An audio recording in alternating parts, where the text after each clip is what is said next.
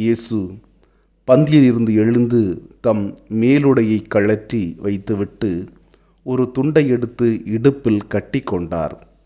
பின்னர் ஒரு குவளையில் தண்ணீர் எடுத்து சீடர்களுடைய காலடிகளை கழுவி இடுப்பில் கட்டியிருந்த துண்டால் துடைக்கத் தொடங்கினார்.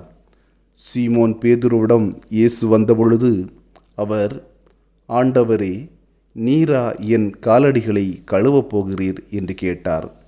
இயேசு மறுமொழியாக, நான் செய்வது இன்னதென்று இப்போது உனக்கு புரியாது, பின்னரே புரிந்து கொள்வாய் என்றார். பேதுரு அவரிடம், நீர் என் காலடிகளை கழுவ விடமாட்டேன் என்றார். இயேசு அவரை பார்த்து, நான் உன் காலடிகளை கழுவாவிட்டால் என்னோடு உனக்கு பங்கு இல்லை என்றார். அப்போது சீமோன் பேதுரு, அப்படியானால் ஆண்டவரே, என் காலடிகளை மட்டுமல்ல